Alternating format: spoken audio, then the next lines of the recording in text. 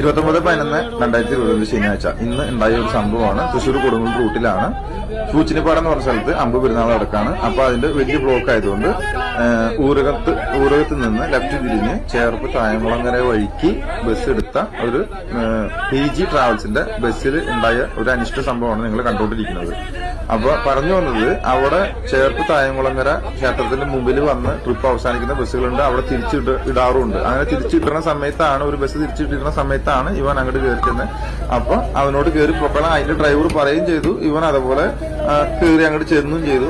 അപ്പൊ ഓപ്പോസിറ്റ് വന്ന ഒരു ബൈക്കുകാരൻ ഇൻഡിക്കേറ്ററോ കാര്യങ്ങളില്ലാതെ പെട്ടെന്ന് വലത്തോട്ട് തിരിയാനുണ്ടായ ഇവൻ സഡൻ ബ്രേക്ക് ചവിട്ടി നിർത്തി.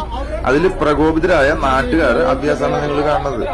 അത് ബസ്സുകാരോട് നെഞ്ചത്തേക്ക് ഇഷ്ടം പോലെ കയറുന്നുണ്ട്. ഇന്നലെ പെരുമ്പളിശ്ശേരിയിലും പൂച്ചിനിപ്പാടത്തും തളർത്തി നിർത്തി വാണിങ്ങും ഇനി താക്കിയതില്ല ഇടി മാത്രം. ഇത് മറ്റേ ഡബിൾ വാരൽ സിനിമയുടെ പറഞ്ഞ പോലെയായി. ഇനി അടിയില്ല, ഇടി മാത്രം. അപ്പൊ എന്ന് പറഞ്ഞ പോലെ നിങ്ങൾക്ക് ബസ്സുകാരെ അത്ര വേണ്ടാന്നുണ്ടെങ്കിൽ നമുക്ക് ഈ സർവീസ് അങ്ങോട്ട് നിർത്താം. നിങ്ങൾ അതിനോട് ശുപാർശ ചെയ്യുക. അല്ലാണ്ട് 4 ആള് കൂടുന്നിടത്ത് ഷോ കാണിച്ചിട്ട് എന്താണ് കാര്യം?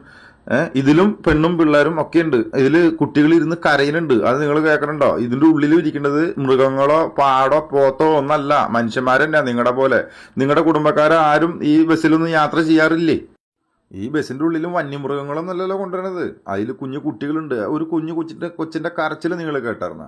അതെങ്കിലും മനസ്സിലാക്കണ്ടേ? നാട്ടുകാർക്ക് അറിയണ്ടേ ഇതിന്റെ ഉള്ളിൽ മനുഷ്യന്മാർ തന്നെയാണ്. പെണ്ണുങ്ങളും കുട്ടികളും പ്രായരും ഗർഭിണികളും ഇതിലുണ്ട്. അല്ലാണ്ട് ഇതൊക്കെ പോട്ടെ, ഒരു പൊതുമുതൽ തല്ലി പൊളിക്കാൻ ആരാ അധികാരം കൊടുത്തത്? നിങ്ങൾക്ക് അങ്ങനെ ഉണ്ടെന്നുണ്ടെങ്കിൽ നിങ്ങൾക്ക് കംപ്ലൈന്റ് ചെയ്യാം. പോലീസുകാരുണ്ട്, ഇവിടെ നിയമം വലിക്കാനുള്ള ആൾക്കാരുണ്ട്. അവര് നോക്കട്ടെ. ഈ ബസ് തല്ലി പൊളിച്ചത് ആരാണെങ്കിലും അതിന് ഉത്തരം പറഞ്ഞു തന്നെ പറ്റുള്ളൂ. നിങ്ങളെ കൂടി തല്ലി പിടിച്ചപ്പോഴേ ഇതിലിരുന്ന ഒരു കൊച്ചിന്റെ മേത്തേക്ക് ചില്ല് തെറിച്ചിട്ടാണ് ആ കൊച്ചിരുന്ന് കരയണത്. അപ്പൊ അതിന് ആരും ഉത്തരം പറയും? ആ വീട്ടുകാർ ബസ്സുകാരെ വന്ന് തല്ലണോ അതോ നിങ്ങളെ വന്ന് തല്ലണോ?